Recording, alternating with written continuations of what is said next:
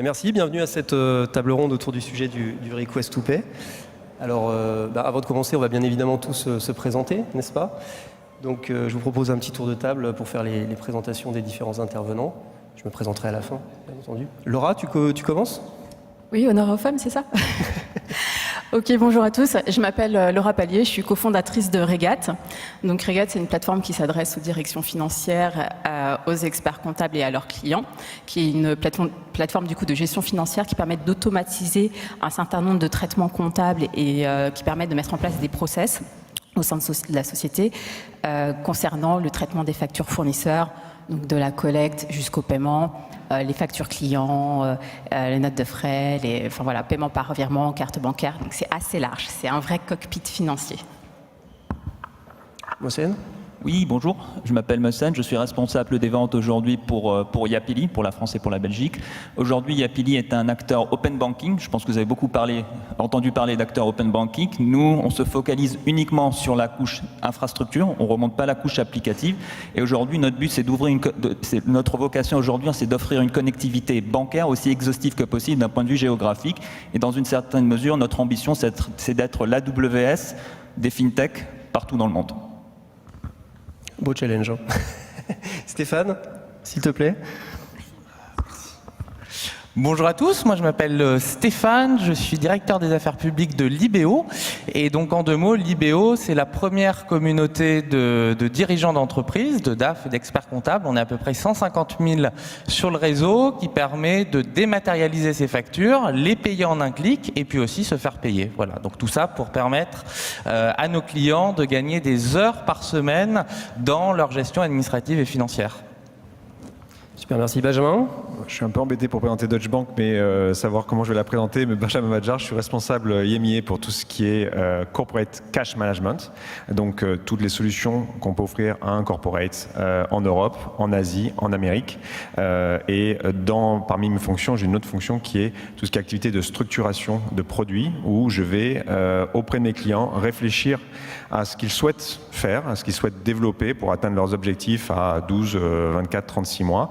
Et plancher avec mes équipes produits, mes équipes IT pour développer des solutions ad hoc. Et donc, une des solutions que j'ai développées sur les dernières années, la solution Request to Pay.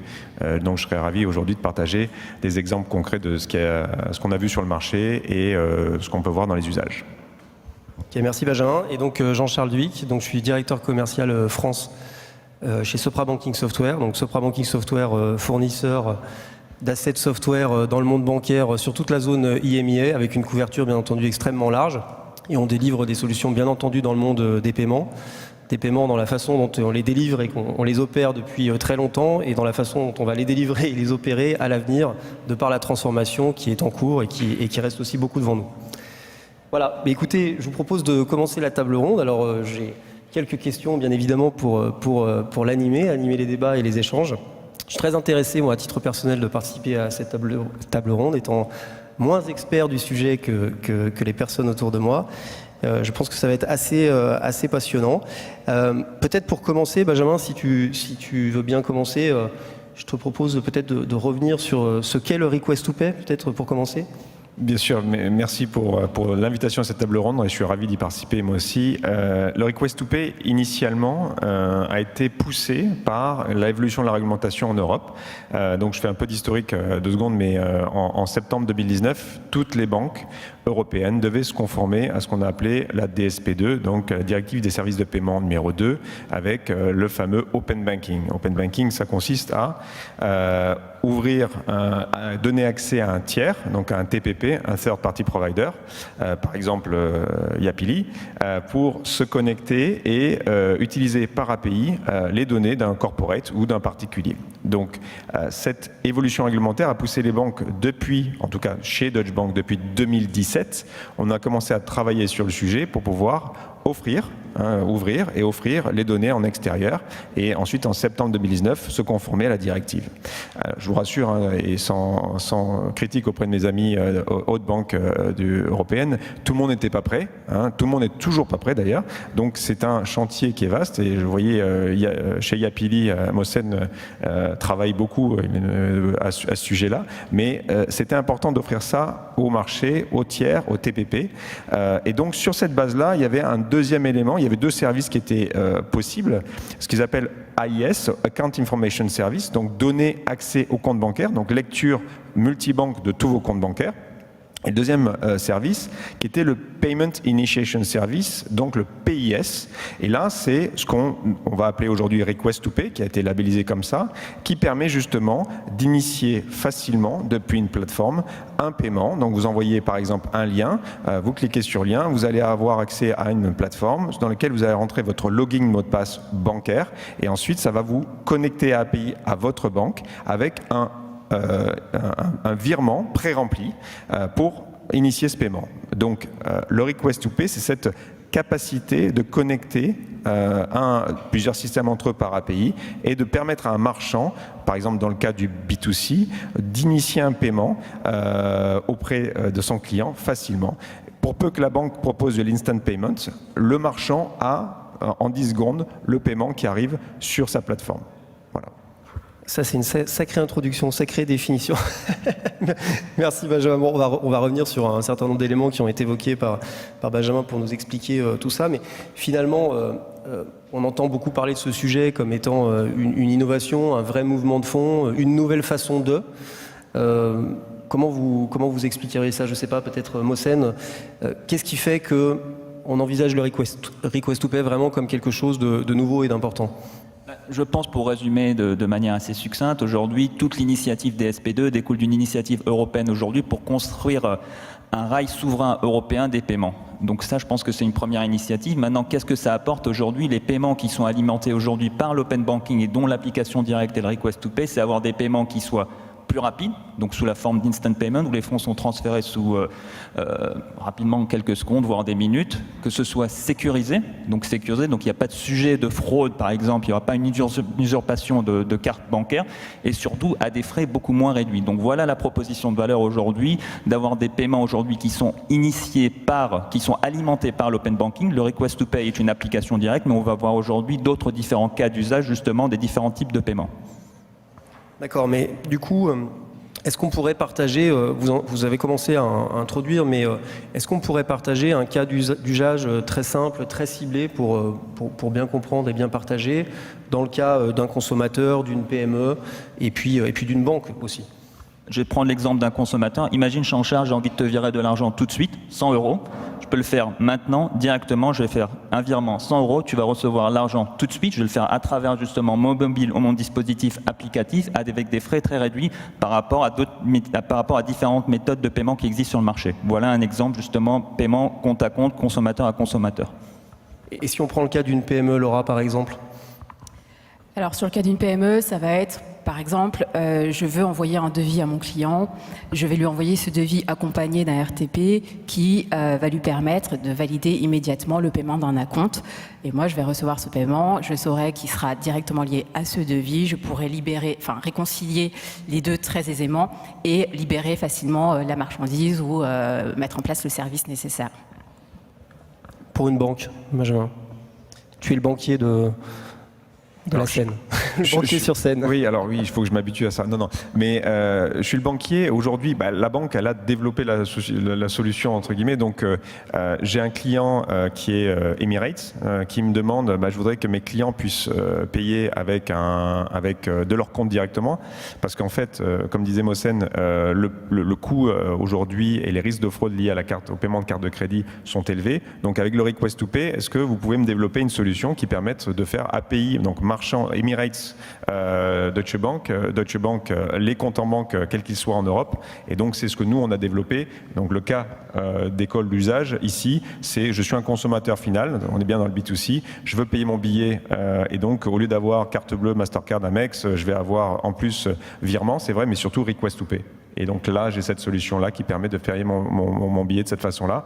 Et comme disait Laura, ça permet de tracer tout de suite d'où vient le paiement, de le réconcilier facilement, et donc de faire le settlement de la transaction très facilement. Donc, point de vue bancaire, après derrière, pour celui qui réceptionne donc l'information qu'il a un Payment Initiation Service qui a été fait, donc un RTP qui a été fait, c'est tout de suite, il peut libérer la marchandise, il peut libérer le service, c'est hyper efficace. Et du coup, pour compléter, Stéphane, qu'est-ce que le Request to Pair permet de proposer à tes clients, toi, dans ton business, dans ton activité? Très concrètement, nous, on connaît bien le marché des PME et vous pouvez imaginer la situation. On a, je sais pas, une entreprise de maçonnerie, par exemple, qui a des clients dans l'hôtellerie, dans la restauration. Traditionnellement, la facture était envoyée par email, voire par courrier. On savait pas trop si elle avait été bien reçue, on savait pas trop si elle a été validée. Donc très concrètement, le fait de mettre en place une démarche de Request to Pay, ça va permettre à l'entreprise de maçonnerie de pouvoir appeler le paiement auprès de son client, sachant que lorsqu'on a des clients PME, les délais de paiement sont expliqués dans une certaine proportion par le manque de trésorerie, mais aussi par une certaine désorganisation du client final pour pouvoir valider la facture, se connecter à sa banque, la payer. Et ça dépend pas du tout des questions de trésorerie. Voilà. Donc l'avantage du Request to Pay, c'est aussi quand toutes les conditions sont réunies, et on en reviendra peut-être tout à l'heure, c'est aussi un moyen de limiter les délais de paiement. Et je regardais ce matin les chiffres d'Altares sur l'évolution des délais de paiement, notamment suite à la crise du Covid. Et malheureusement, ils vont pas en s'améliorant. Donc si la technologie peut aider un peu tout un chacun à gagner du temps pour récupérer les fonds, on est très heureux d'offrir ce genre de service. Voilà. Ok, et du coup, pour terminer toute cette partie introductive, en tout cas qui pose bien le sujet, si on prend un peu de hauteur sur les enjeux B2B versus B2C, PME versus TPE, Stéphane, je ne sais pas si tu peux nous parler de ça, des enjeux qui peuvent être pas forcément contradictoires, mais complémentaires ou pas les mêmes en tout cas. Très rapidement sur le B2C, aujourd'hui vous allez chez Cdiscount, vous pouvez payer en carte bleue, c'est formidable, pour vous l'expérience est assez fluide. Par contre, Cdiscount paye des frais énormes de carte bleue, puisqu'évidemment les services de Visa, les services des banques ne sont pas gratuits. Donc un des cas d'usage principaux du Request to Pay en B2C, c'est pouvoir d'une certaine manière économiser les coûts de carte bleue pour les acteurs du commerce. Dans un contexte B2B, alors il y a quelques transactions, les expenses en carte bleue, donc ça pourrait aussi être des cas d'usage, mais pour moi le gros sujet, c'est comment est-ce qu'on peut aussi aider à travers cette technologie les entreprises qui sont pas forcément très bien organisées, pas forcément très bien structurées, avec le DAF, les équipes comptables, à pouvoir finalement mieux s'organiser dans la réconciliation des paiements, dans la gestion des factures.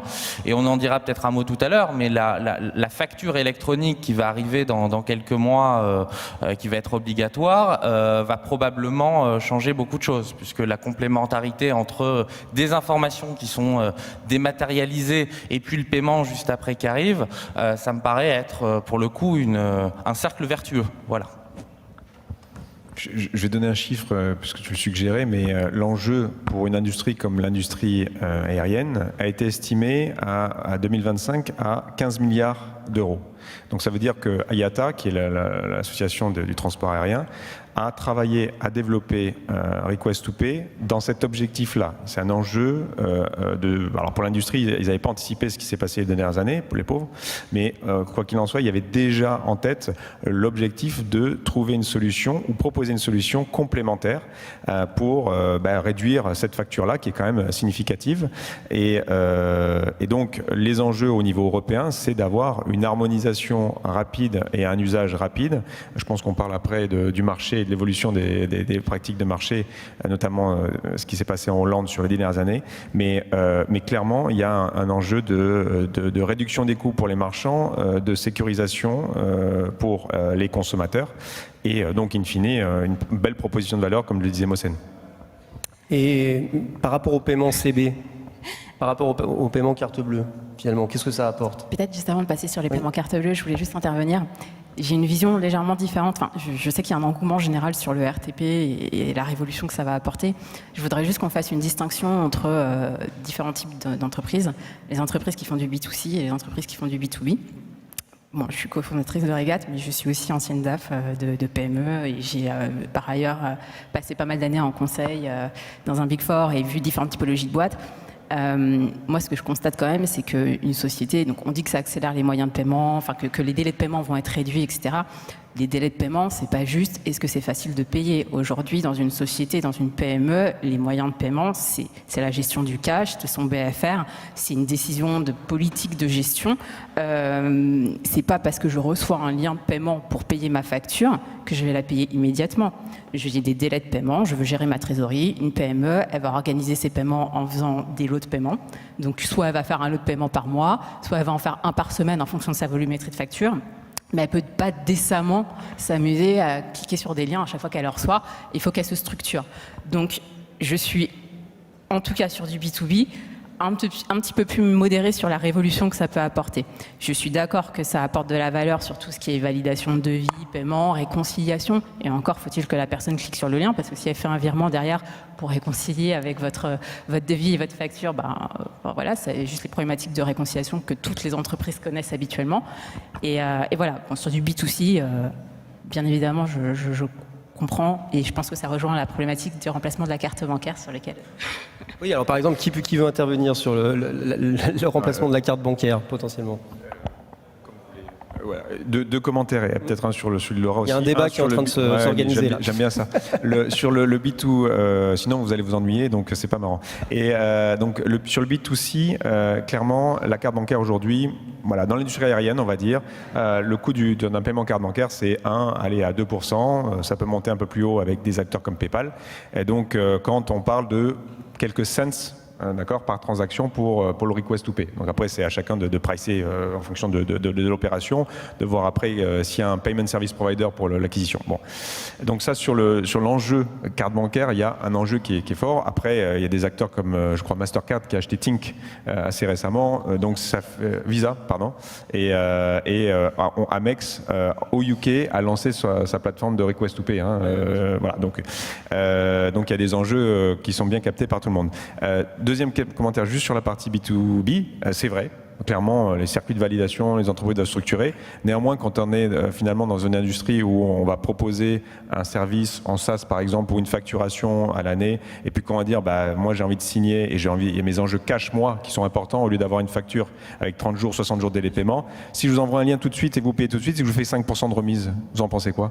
Et donc là, c'est un moyen éventuellement de positionner une offre commerciale pour le marchand qui vend à une autre PME.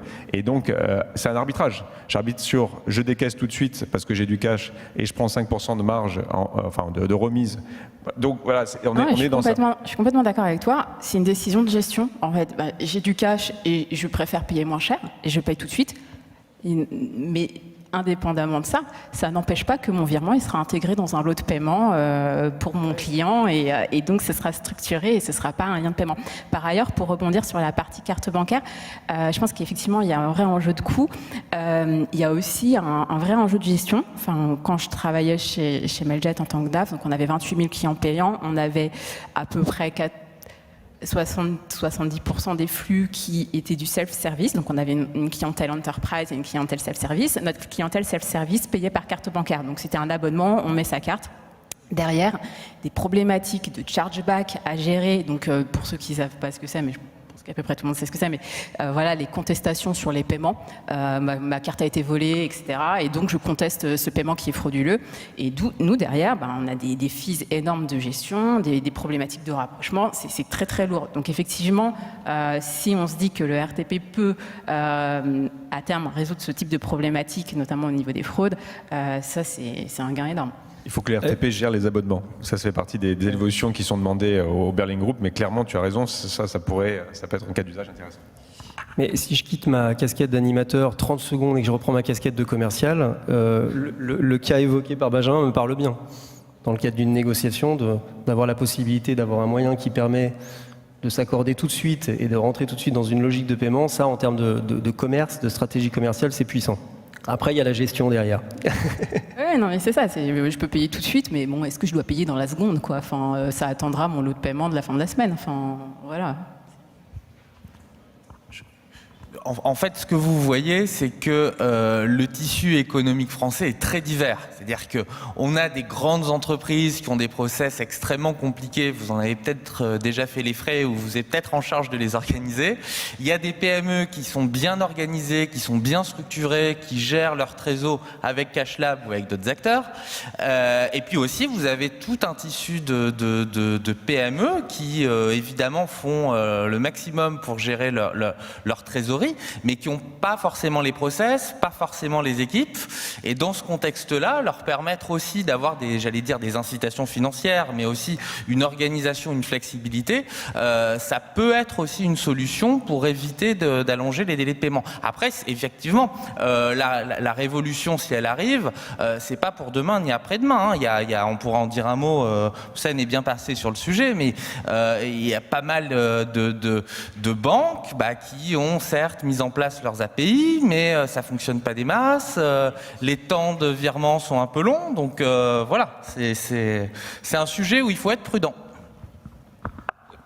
En fait, tu as exactement raison. Aujourd'hui, il y a une partie comment est-ce que vous en tant qu'entreprise, vous voulez aussi gérer justement votre fonds de roulement quand vous voulez payer.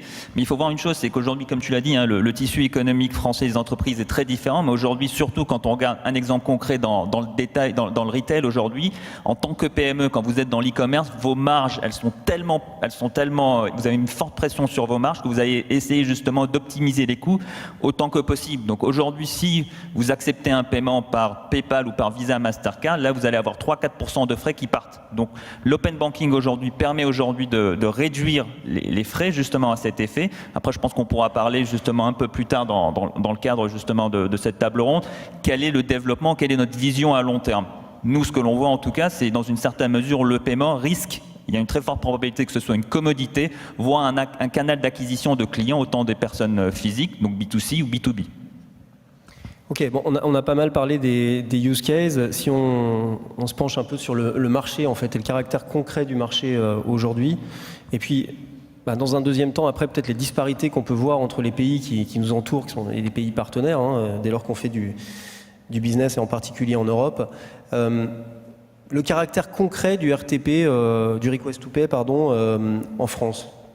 Est-ce que vous avez déjà, vous, dans votre... Bon, Benjamin, tu en as parlé, mais tu peux peut-être développer ou continuer sur le sujet, mais globalement tous, et je voudrais qu'il y ait un tour de table qui s'opère, finalement, sur la France, aujourd'hui, on élargira après, dans un deuxième temps, en quoi le Request to Pay est concret ?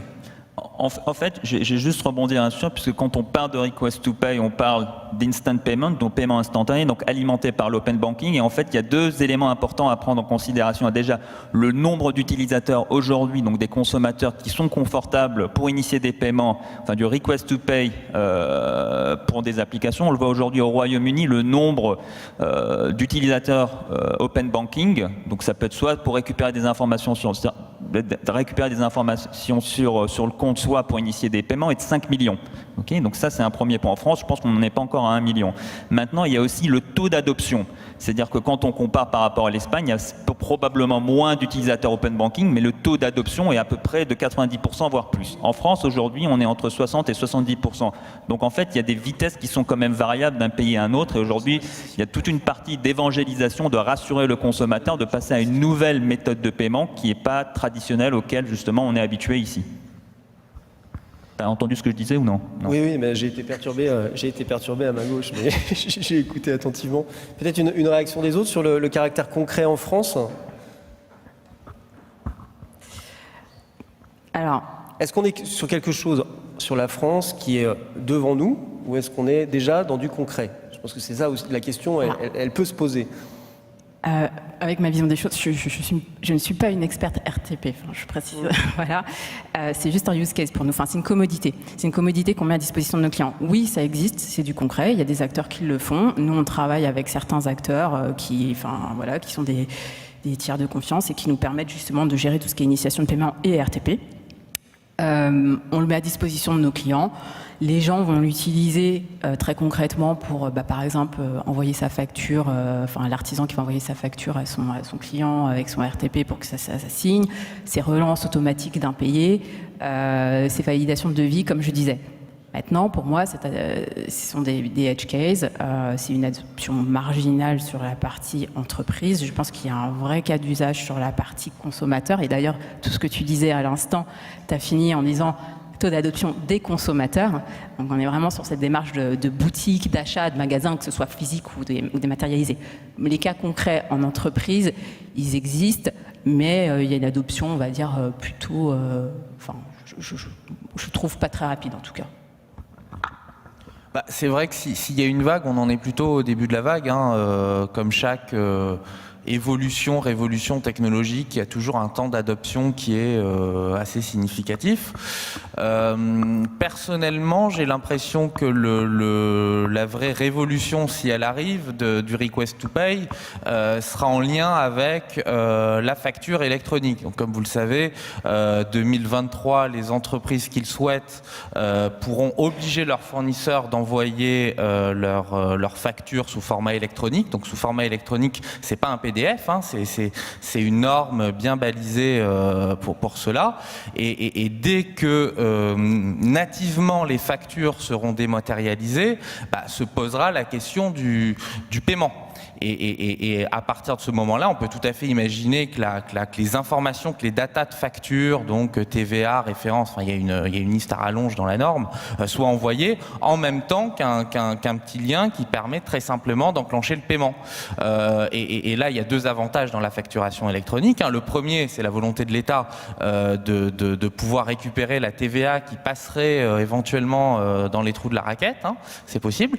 Et le second, c'est aussi diminuer le coût de traitement des factures. Comme vous le savez, aujourd'hui, le coût de traitement d'une facture papier, c'est de l'ordre de 15 €. Alors heureusement, il y a de moins en moins de factures papier, mais on peut faire chuter ce prix, il faut le diviser par 3, le diviser par 5, très rapidement, avec la combinaison facture électronique et request to pay. En tout cas, nous, on y travaille très sérieusement.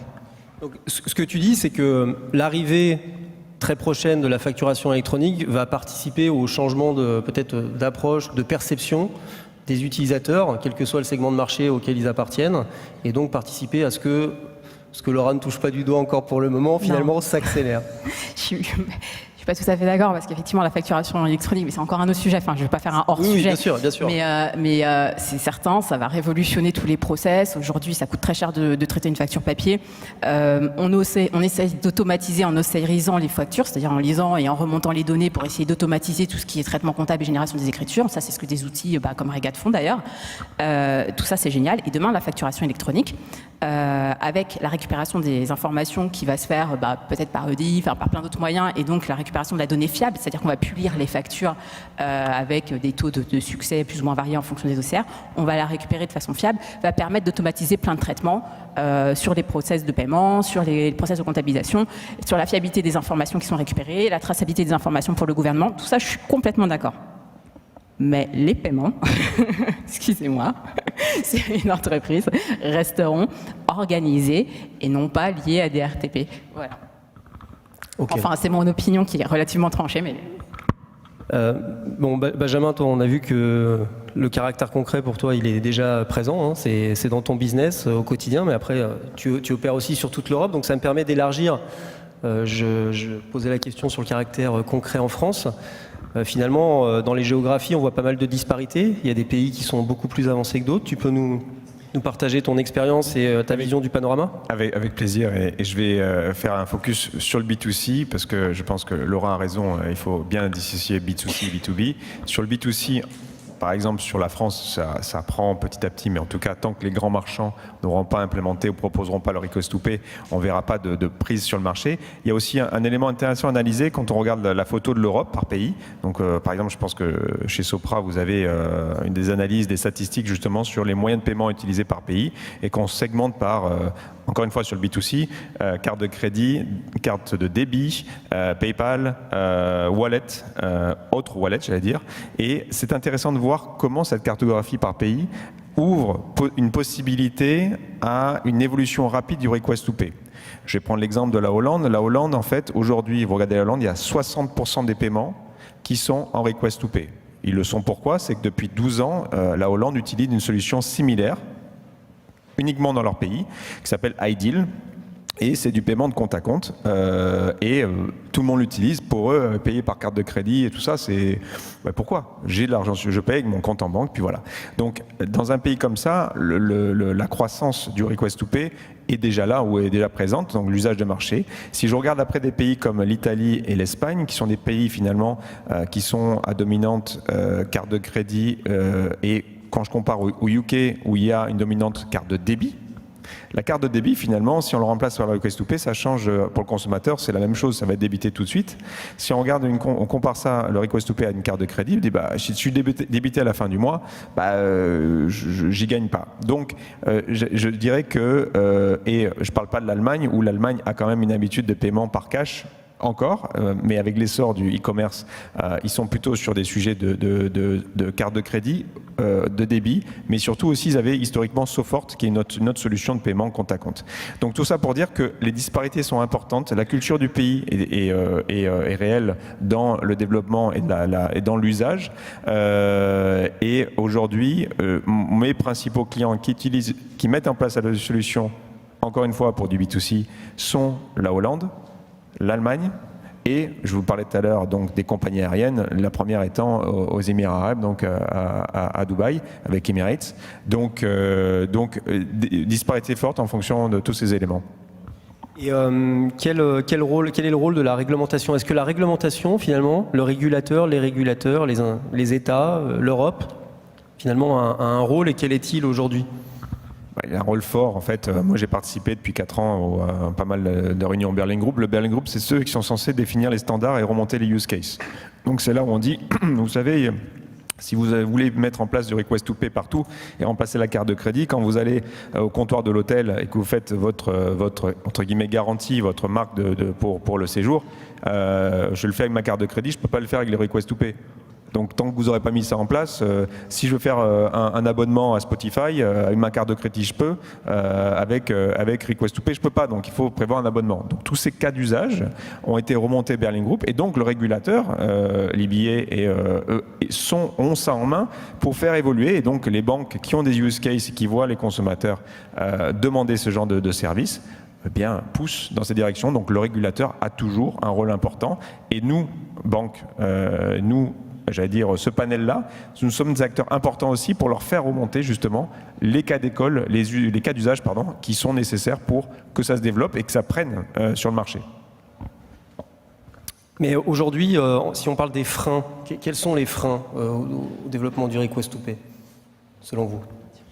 Je pense qu'il y a plusieurs éléments, donc je vais rebondir aujourd'hui sur le régulateur. Aujourd'hui, je pense qu'un des freins, depuis ce qu'on a constaté depuis la rentrée en vigueur donc de la DSP2, de la directive en 2018, ça va être l'état de l'API des banques. Donc je pense qu'il y a un premier frein, ce qu'on a constaté, en tout cas en France, une amélioration sensible depuis la mise en place de l'authentification forte il y a 1 an en arrière. Donc certes, les API sont là, il y a une amélioration sensible, mais ce qui va être encore plus intéressant, c'est comment ces API vont évoluer pour accompagner les différents cas d'usage. Puisqu'on parle aujourd'hui du request to pay, c'est certes un cas d'usage, que ce soit du B2C ou du B2B, mais on anticipe le paiement en plusieurs fois, qui peut être avec des montants fixes ou variables. Comment, grâce à un request to pay, vous pouvez déjà émettre un mandat justement de débit à une certaine fréquence, mais aussi, comme on le voit et comme vous le voyez aussi chez l'IBO, donc du paiement qui peut être potentiellement à partir d'un compte à plusieurs bénéficiaires. Vous êtes une PME, vous voulez payer vos fournisseurs à la fin du mois,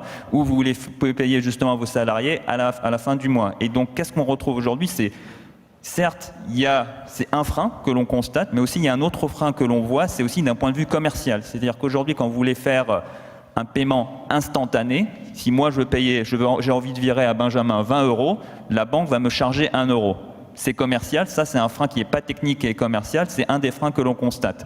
Donc aujourd'hui, il y a une amélioration, certes, mais il y a encore des choses à faire pour arriver, pour être au point. Un complément sur les freins, non ? On a couvert le... C'est bon pour toi ? Très bien. Bon.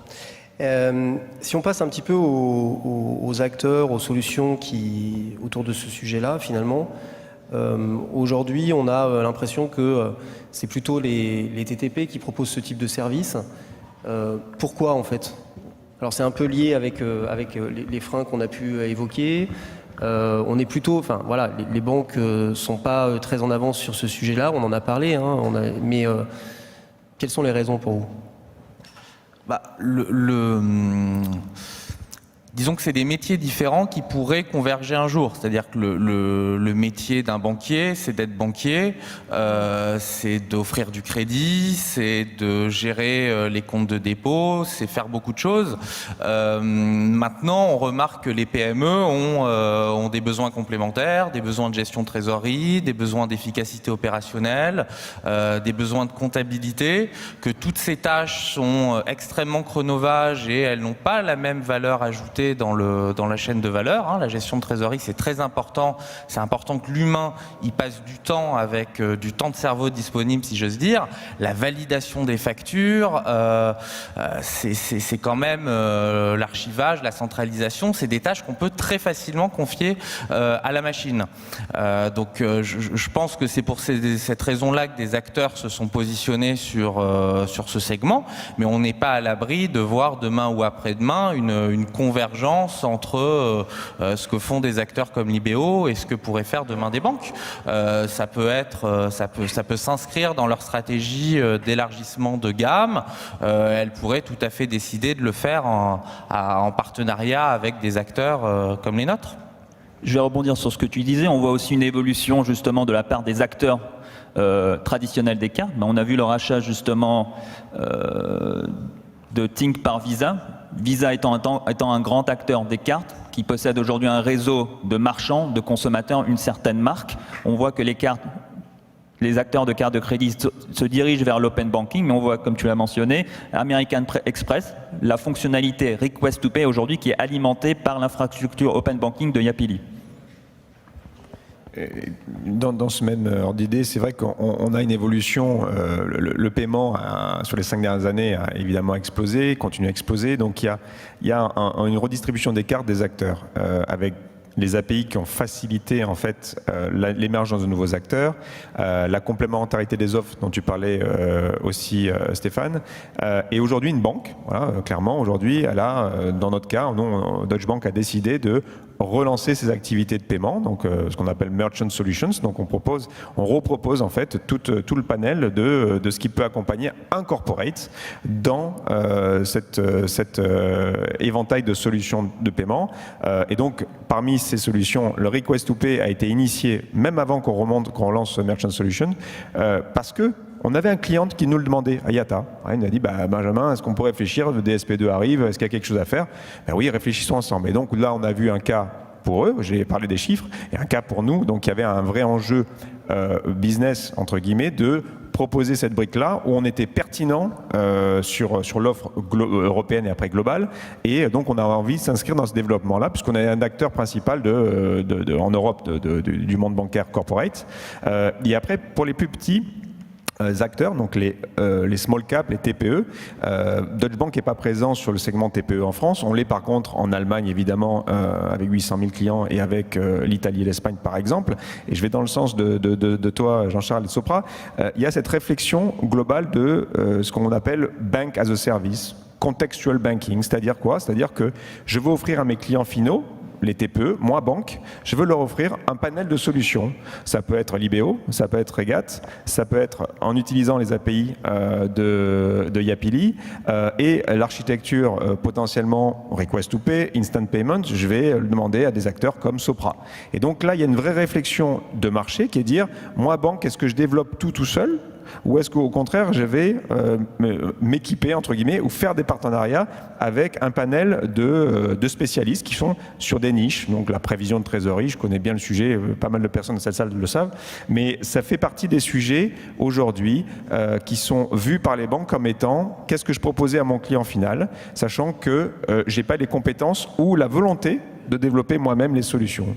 Donc le Request to Pay faisait partie de ces réflexions-là. Et aujourd'hui, moi, j'ouvre vraiment la discussion sur, après, toutes les autres briques qui pourraient être développées pour offrir aux clients finaux, TPE, PME et grands groupes.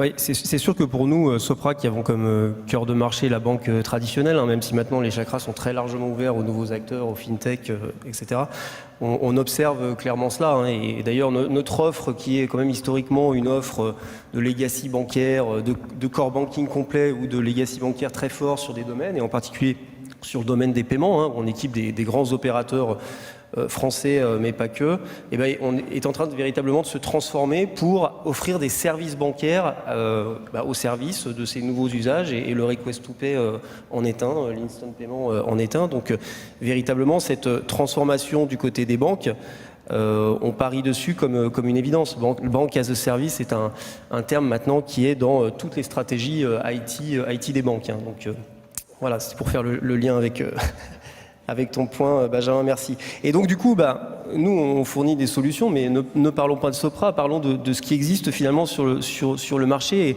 et de la maturité des solutions qui existent sur un sujet nouveau comme ça, d'un point de vue technologique, d'un point de vue métier, et puis aussi probablement sur la thématique de la sécurité qui est important. Finalement, selon vous, qui êtes potentiellement un consommateur de solutions request to pay, chacun dans vos domaines, comment vous évaluez le marché des solutions ? S'il n'y a pas de réponse, ça veut dire qu'il est assez nouveau et qu'on est bien positionné. Non, je peux y aller. Alors, je ne sais pas si on est un consommateur de solutions Request to Pay. Je pense qu'on est plutôt un émetteur de solutions Request to Pay. Sans faire trop de redites par rapport à ce qui a été dit, oui, c'est le début. C'est le début parce qu'il y a différents freins, c'est le début aussi parce que la réglementation est là et a permis de créer l'émergence du possible. Voilà, nous on pense que ça va changer beaucoup de choses. On a vu à travers les différentes interventions qu'en fonction de la taille de l'entreprise, en fonction de son niveau d'organisation, en fonction de l'arrivée et du succès de la facturation électronique, les choses pourraient être changées et bousculées. Maintenant, c'est un peu comme DSP2 il y a quelques années, hein, c'est-à-dire que le temps que ça devienne je dirais vraiment dans les usages, ça s'est pas fait en 2 semaines ni en 2 mois, hein, donc je pense que ça va dans le sens de l'histoire. On est au début du phénomène et on suivra ça évidemment de très près. Il y a des acteurs historiques qui existaient. Donc iDeal, j'en ai parlé en Hollande. Après, derrière, il y a d'autres acteurs du monde du paiement comme des Klarna, des Trustly qui avaient un peu des solutions similaires, qui sont recentrées sur d'autres cœurs de métier, notamment aujourd'hui BNPL, donc Buy Now, Pay Later. Mais donc les solutions que l'on voit aujourd'hui sur le marché, alors je vais pas faire cocorico puisque c'est Deutsche Bank, mais en tout cas, on a sorti la solution en premier il y a à peu près 18 mois. Derrière, on a des banques espagnoles et des banques françaises maintenant qui le proposent aussi. Donc le marché arrive, se structure. Il y a un élément qui est fort, hein, c'est que le request to pay en Europe est drivé par DSP2. Si j'ai des clients corporate, des grands corporates français ou internationaux qui me demandent mais j'aimerais bien avoir la même chose aux États-Unis. C'est pas possible. Parce qu'aujourd'hui le cadre réglementaire, le cadre d'API n'existe pas de la même façon. Donc, pour développer des API avec les banques américaines, ce qui est faisable, hein, mais après derrière, c'est pas harmonisé, intuitif. Donc voilà, vous voulez le faire du request to pay aujourd'hui à Hong Kong avec Fast Payment qui est mis en place, vous pouvez. Il y a des solutions qui existent. On a vu Standard Chartered qui a sorti une solution après pour l'Asie aussi. Donc il y a ce cadre réglementaire, l'API disponible qui permet et après, oui, l'usage. Les utilisateurs, est-ce qu'ils vont être là? Une fois que par exemple, nous avons décidé de le faire, voilà, on est parti en mode machine et on développe et on propose ça au marché et on pense qu'il y a vraiment un marché devant nous. Est-ce que les autres suivent ou en fait proposent autre chose? Donc ça va être intéressant dans les prochaines années. Dernier commentaire, pas mal des fintechs qui ont développé juste la brique Request to Pay. Et de leur côté, et ils se sont fait absorber par d'autres entités, d'autres groupes, ou voire parfois des banques. Mais je pense qu'aujourd'hui, les enjeux que, par exemple, avec Sopra vous proposez, les solutions que vous proposez, vont permettre aux autres acteurs qui n'ont pas encore pensé le sujet de s'équiper et de le proposer aussi. Puisque finalement, une fois que tu as le client, le marchand, qu'il installe avec nous, avec quelqu'un d'autre, ça reste une brique techno. Et la sécurité est uniforme, finalement, puisque dirigée et drivée par le DSP2. Alors, on a parlé de la sécurité, effectivement. Il y a un point sur lequel on n'est pas revenu, on en avait parlé quand on discutait ensemble, c'est le sujet de la fraude, de la lutte contre la fraude. Qui veut dire un mot là-dessus?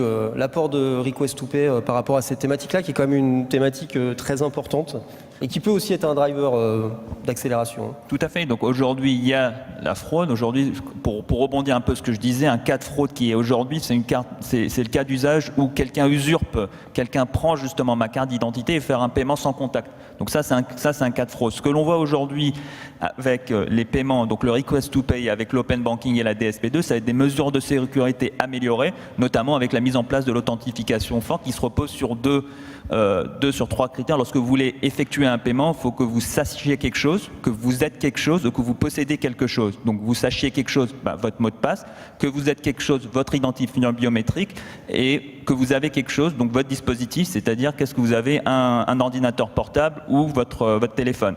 Donc en fonction de ces deux combinaisons sur trois, aujourd'hui, on a des taux aujourd'hui qui réduisent justement la probabilité de fraude. Donc ça, c'est un point. Puis après, aujourd'hui, sur le socle technologique, les API sont avérés être beaucoup plus fiables, beaucoup plus sécurisés que d'autres techniques obsolètes. Là, je parle plus en fait pour récupérer des informations, mais même pour initier un paiement. Quand vous voulez justement récupérer des informations sur le compte aujourd'hui par des techniques, excusez-moi si je suis technique, donc du screen scrapping, donc quelqu'un qui veut, je sais pas, vous voulez vous identifier, vous allez simuler les informations donc sur un écran pour les récupérer, c'est sujet à la fraude, etc. Donc je ne vais pas rentrer dans des détails trop techniques. Pour résumer, les API, c'est aujourd'hui la norme sécuritaire que l'on voit qui est adoptée et qui va l'être pour les prochaines années. Moi, je voudrais juste rajouter quelque chose. Donc, c'est hyper impressionnant, c'est hyper technique. c'est très sécurisé, j'en doute pas. Ma perception, aujourd'hui, dans plein de sociétés, il y a tous ces cas de fraude au président, de phishing, il y a une sensibilisation qui est très forte, que ce soit sur les grosses entreprises ou les plus petites entreprises, sur justement éviter de faire des paiements à des gens qu'on connaît, mais qui nous envoient de l'hameçonnage, etc. Demain, c'est une question que je vous pose, parce que moi, je me dis, mais je reçois un lien, comme ça, on me dit, il faut payer 10 000 €, il faut cliquer sur ce lien-là. Parce que, soi-disant, c'est mon partenaire avec qui je travaille depuis hyper longtemps qui me demande de payer ma facture de cette façon-là. Mais est-ce que je vais cliquer dessus, en fait, avec toute cette sensibilisation qu'il y a sur les sujets sécuritaires de fraude, demain, est-ce que je dis à mes équipes, oui, il n'y a pas de problème, clique sur le lien et vas-y. Alors, on m'a déjà fait une réponse qui est, mais vous arrivez sur votre interface bancaire, vous mettez vos codes et tout. Mais enfin, demain, c'est de la même façon qu'aujourd'hui, il y a du phishing, par exemple, sur Orange ou je sais pas quoi. On vous dit de cliquer sur le lien, vous arrivez sur un site Orange, vous avez l'impression que c'est vraiment le site Orange, vous faites vos trucs et puis vous vous faites avoir. Donc, moi, c'est une vraie question que je me pose sur l'adoption de ce moyen de paiement quand même. Enfin, c'est pas un moyen de paiement d'ailleurs. Il faut remettre. On fait des raccourcis en disant que c'est un moyen de paiement, mais c'est pas un moyen de paiement. C'est un protocole de messagerie et derrière il y a des moyens de paiement, il y a du SEPA, il y a de l'instant payment. Enfin voilà. Je sens que Benjamin a une réponse. Non, mais j'ai réfléchi à ce sujet puisqu'on a eu la problématique et c'est vrai que ce lien-là peut poser problème de sécurité, entre guillemets, ou de perception qu'il n'y a pas de sécurité. Donc l'enjeu, en fait, c'est de proposer, certes, ce lien, mais surtout après, dans un environnement. Donc vous avez, par exemple, je sais pas moi, sur ton compte carte Amex, tu vas avoir ton espace perso, où tu vas rentrer ton login mot de passe. Et dans cet environnement-là, tu vas avoir le lien qui va te permettre justement de cliquer dessus et de basculer dans ton environnement Request2Pay.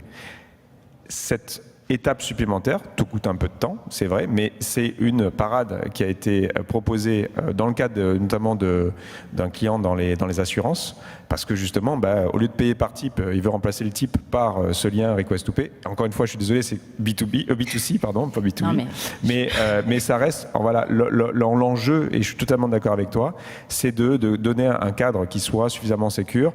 Le certificat AIDA, c'est une chose avec toutes les connexions et tous les protocoles, mais cette partie-là, qui est plus une partie business, qui permet justement d'aller dans un environnement à toi, où tu as tes accès, et là, tu auras ton lien. Donc, ce que je comprends, moi, ce que je retiens de ce que tu me dis, c'est qu'il y a quand même un enjeu fort de pédagogie auprès des acteurs actuels pour qu'ils comprennent que c'est sécurisé, mais surtout aussi qu'ils arrivent à identifier et justement à pas tomber dans des pièges de phishing qui vont apparaître. Enfin, c'est inhérent, ça va arriver. Et pour justement, pour moi, c'est pas la solution absolue. C'est une solution que tu as rajoutée dans un écosystème. c'est une tu vois. commodité, c'est ce qu'on disait tout à l'heure. Et donc, tu as tes gardes de crédit. Et donc, tu es un assureur aujourd'hui. Combien te coûte le traitement d'un type? Parce que c'est comme ça l'enjeu. On parlait de traitement des factures, mais traitement d'un type, c'est hors de prix. Tes chargebacks, ça te coûte cher. Donc, quel est l'enjeu aujourd'hui financier pour un marchand de dire, bah, attends, je vais proposer ça en plus, je vais pousser, je vais même donner entre guillemets, des cadeaux pour que tu l'utilises, parce que pour moi, financièrement, j'y gagne. Voilà. Donc, on en revient à cette logique-là. Mais il faut trouver, évidemment, l'environnement qui s'y prête. Si je peux me permettre une petite parenthèse, je ne sais pas si on arrive sur ces thématiques-là, mais demain, en fait, juste parce que demain, voilà, sans transition, demain. Donc demain, il y a, j'arrête pas de dire B2B, B2B. Je comprends pas le use case, on va dire, sur 90% des paiements qui sont faits par les entreprises. Je pense qu'il y a quand même, je suis désolée, je vais essayer quand même sur la PME.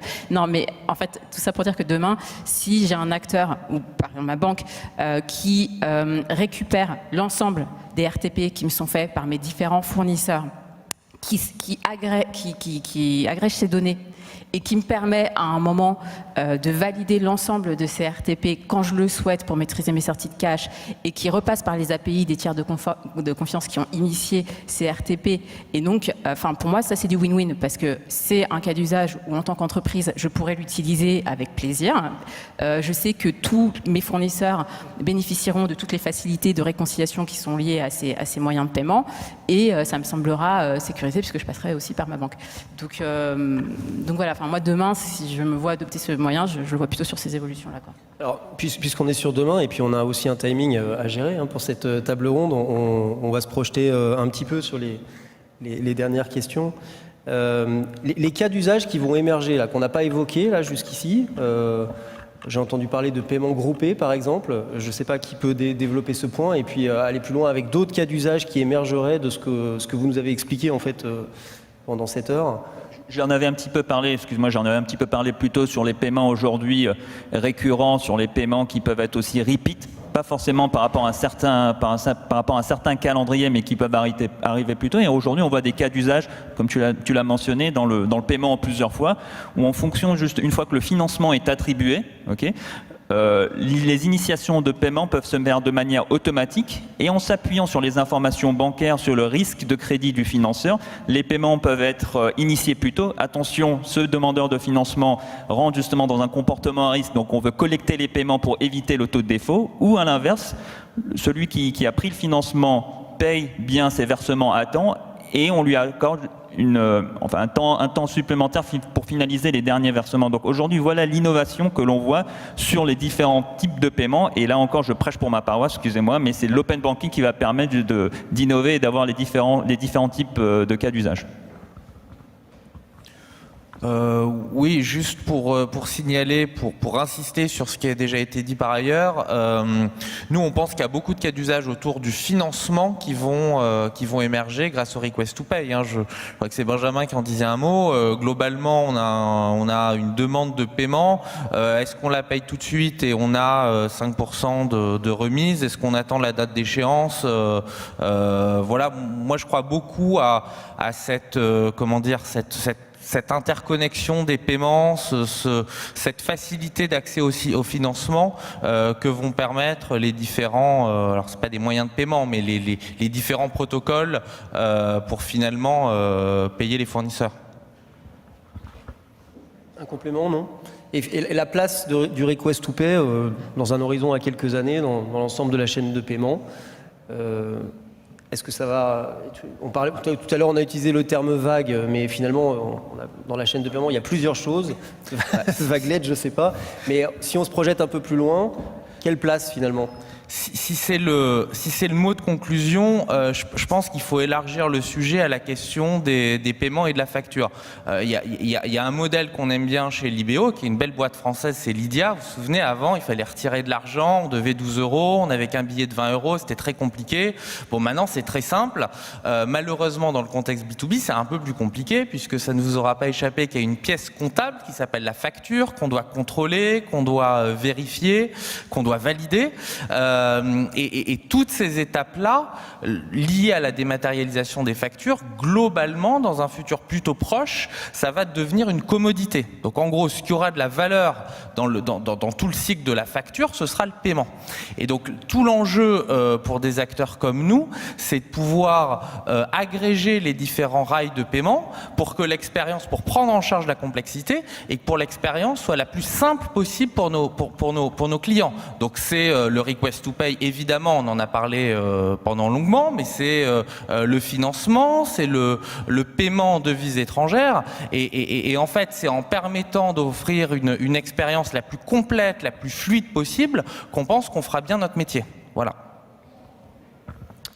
Ok. Benjamin, en fait, je regarde le timing. Bien sûr, on est sur le mot de la fin. Il y a un agenda pour la journée. Alors, un mot simplement, rajouter une brique à fixe, donc de change avec le request to pay est une des idées qu'on creuse évidemment. Après, derrière l'évolution avec le Berlin Group qui a proposé des nouveaux cas d'usage, je parlais des abonnements, je parlais des nuitées d'hôtel avec la garantie, enfin tout ça. L'objectif fondamental du request to pay, c'est rajouter une brique dans l'arsenal, mais initialement aussi, c'est qu'on rentre dans on a ce qu'on appelle EPI, donc European Payment Initiative. C'était bien cette idée qu'a l'Union européenne d'offrir un paiement, une solution de paiement et un cadre de paiement européen. Bon.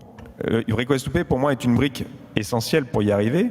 Demain, on va avoir peut-être une digital currency qui va aussi arriver, hein, donc l'euro digital. On parle souvent de CBDC. Donc c'est dans cette perspective-là que je trouve que la vision du request to pay dans le cadre d'une vision européenne du paiement avec EPI est intéressante et on peut trouver des cas d'usage dans tous les sens.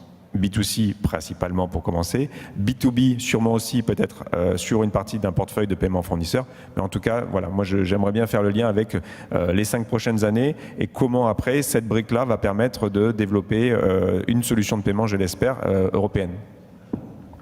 Ok, merci Benjamin, merci à tous. On a un mot supplémentaire, non?